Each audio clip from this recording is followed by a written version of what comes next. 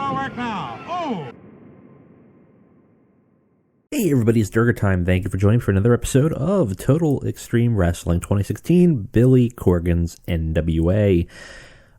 So we had a pretty decent show of Power. The rating was a little underwhelming, but I think we did some interesting stuff. And not much to do backstage, so we're just going to quickly get on over to the next episode of Power and let's start trucking along. Again, really not much in terms of hiring. We're trying to maintain it. We're still losing money, but we have a lot of money to burn for a bit. I expect to be a loss leader for a while. So really it's about building the storylines at this point, trying to build up some people, and move on from there. Let's go ahead and let's sim over to Power and see where it happens. All right. We got negotiation back with Big Cass. And we still are waiting for Scott Steiner. Really the only ones that we are looking to get. I mean, I would not hate getting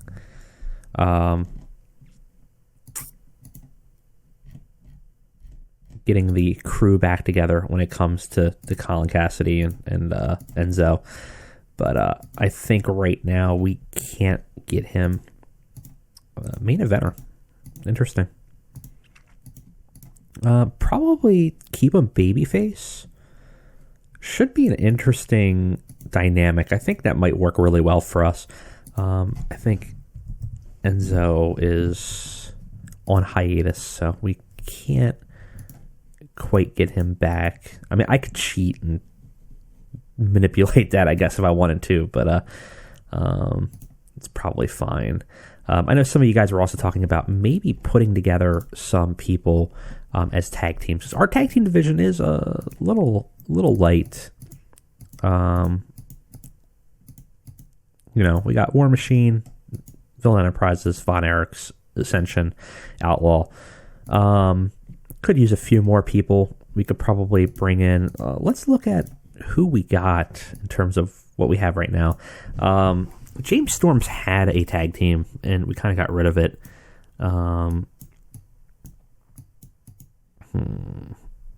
I feel like I would like to put Aaron Stevens. I feel like I'm not doing much with him. Put him together with somebody. Maybe another heel. We have a lot of heels. Go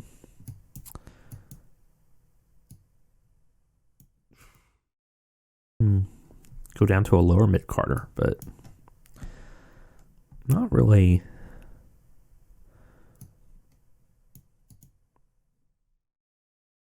seeing much we could do here. We might have to find somebody, because I would think what I would like to do is put like Aaron Stevens with maybe an upper mid-carder or a mid-carder, and give them some opportunities. How many faces versus heels? We got this looks, well, we have some referees here. So what do we got? We got 1, 2, 3, 4, 5, 6, 7, 8. Might maybe not make much sense to bring another one in, but Brody Lee, we were going to make a baby face, actually, more like an anti-hero. So that would be one extra one. I mean, he actually would kind of make sense to join up with Eli Drake in a weird way. So maybe we do something like that. I could see it. They kind of would have worked together. They're both like egomaniacs. I don't know. Something to think about. Maybe I will get one more hire in here. See if there's someone that kind of fits the bill. Because we do need like maybe one more tag team here. Those Von Erichs were so low on the list here for us. Also all heel tag teams except for the Von Erichs right now, which doesn't quite work out well for us. I don't know. Let's do a scout real quick. Let's look for Let's look for a wrestler. At least regional level.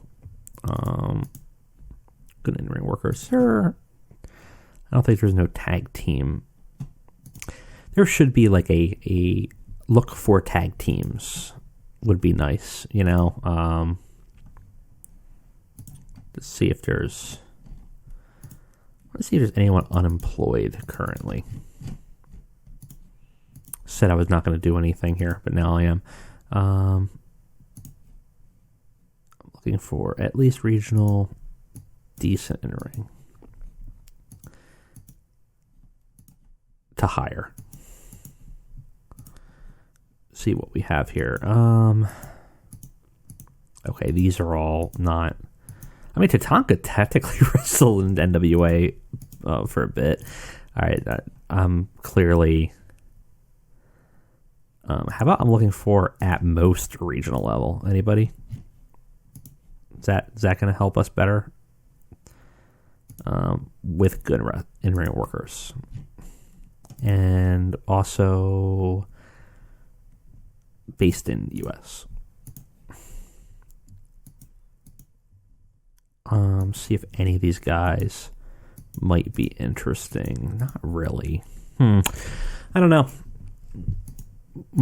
I might belay that to you guys. If you guys can think of a good partner for Aaron Stevens to bring in, let me know. And also let me know if you guys want to, maybe if I could cheat, if I can just bring in Enzo. I know the last time we had Enzo, it didn't work out well, but we didn't have a Colin Cassidy before, so maybe that might work okay. All right, let's go ahead and sim over to Power, and we'll keep this on the back burner. All right, let's see what we got here. All right, we got Scott Steiner in. Probably going to be at least upper mid Carter. We can take a look real quick. Probably even main eventer for us. Yeah, main event scene's starting to look a little stacked, but that can work.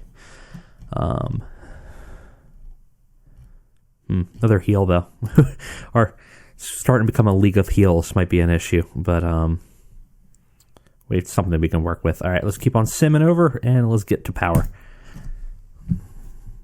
Looks like we're ready to book. We do have a locker room incident. Let's see what's going on. Turned up very late. Stern warning, shouldn't really be a big deal. Let's metal.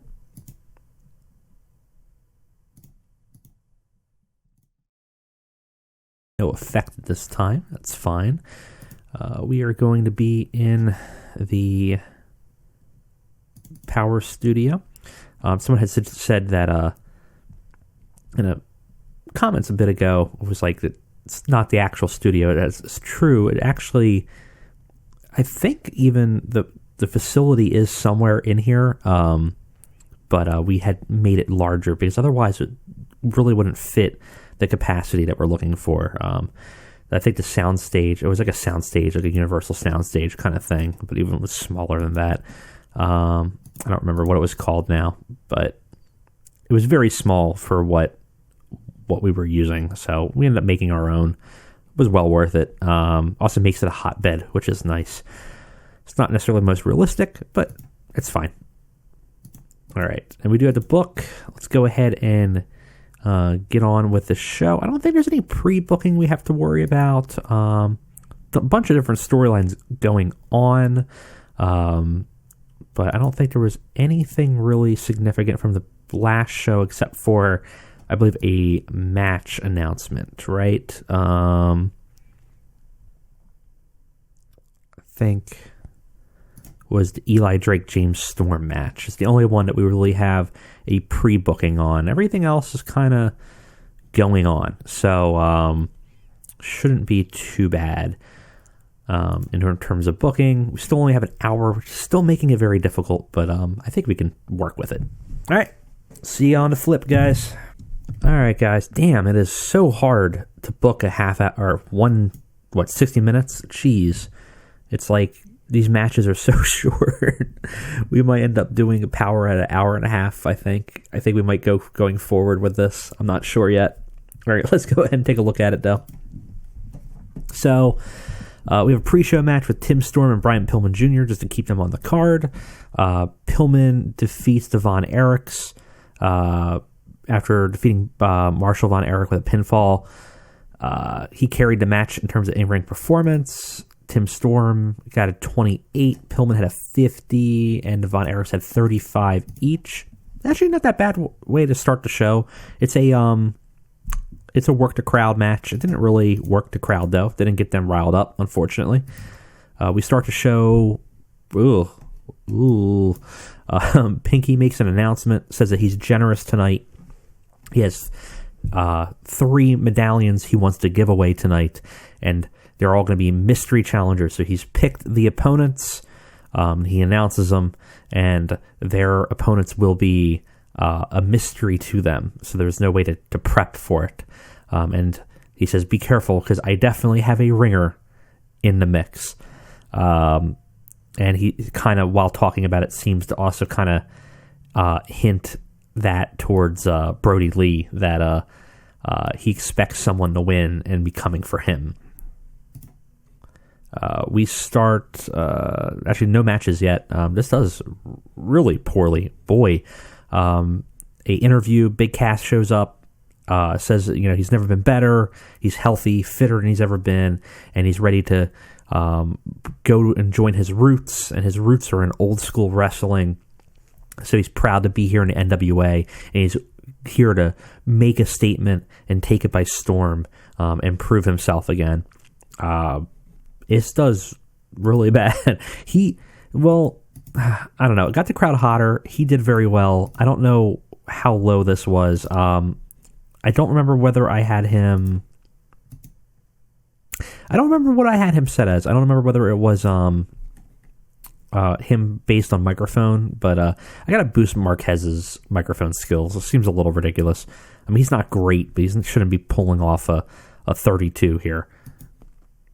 So Colin Cassidy ends up having a local talent match here.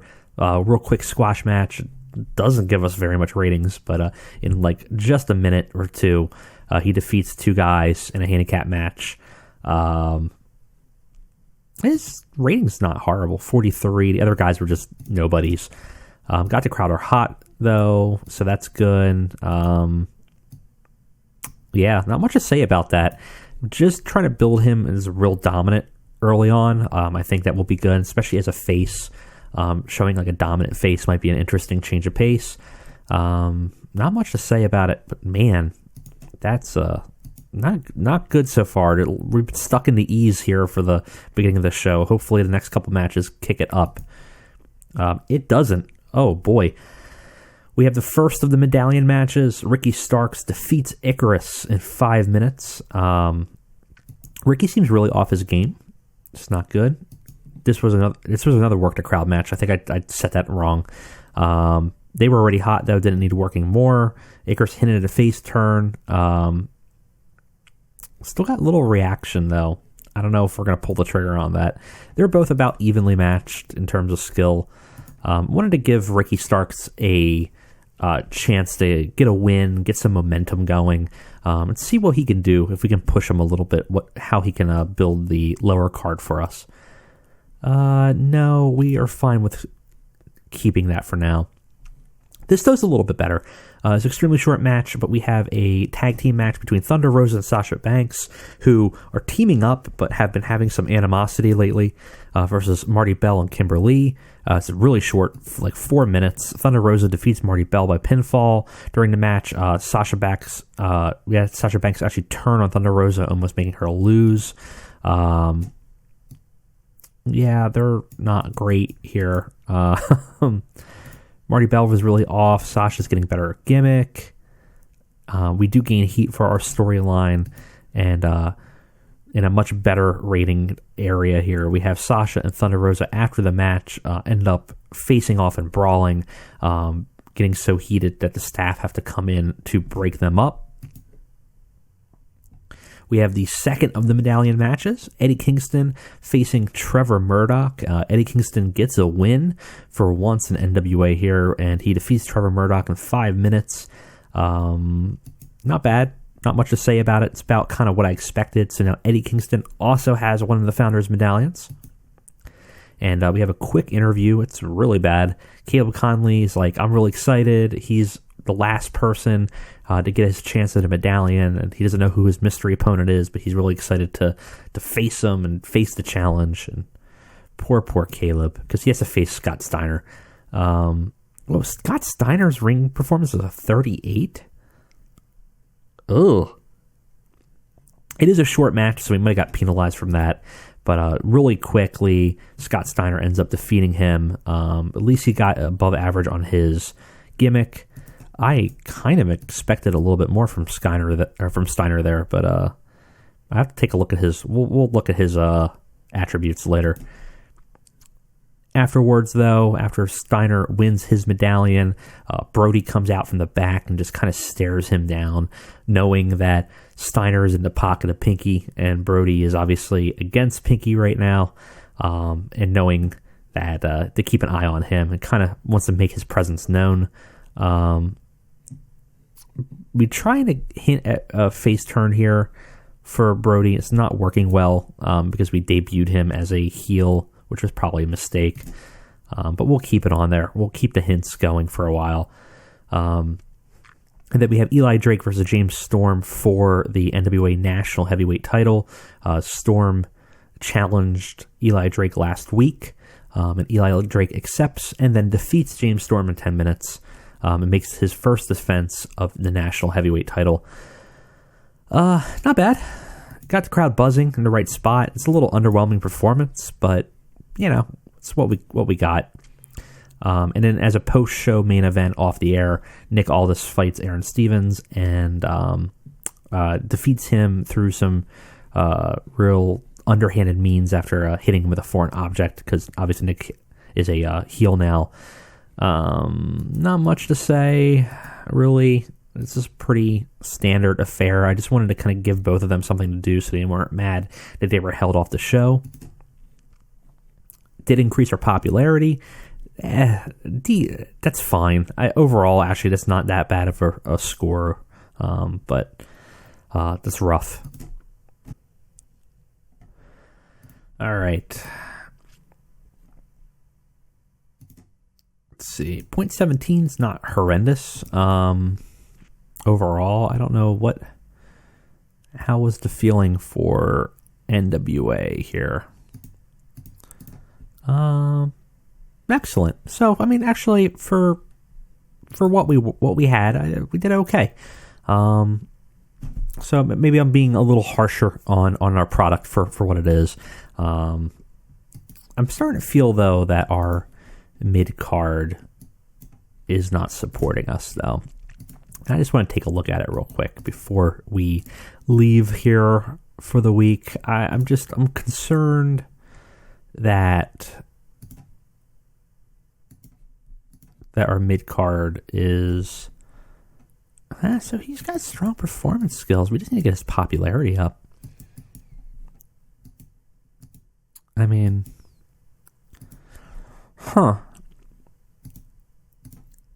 Like Ricky Starks. What's Ricky Starks? Ricky Starks, strong physical, average everything else, but just no popularity. Maybe we just need to give him pushes. Maybe I'm just too quick to jump the gun here. So maybe why don't we give them some pushes and see if their momentum can shift and get some popularity under their boots, and maybe we can give them some higher scores in the future. But that was it for Power today. Thank you guys for joining me. I'll see you next time.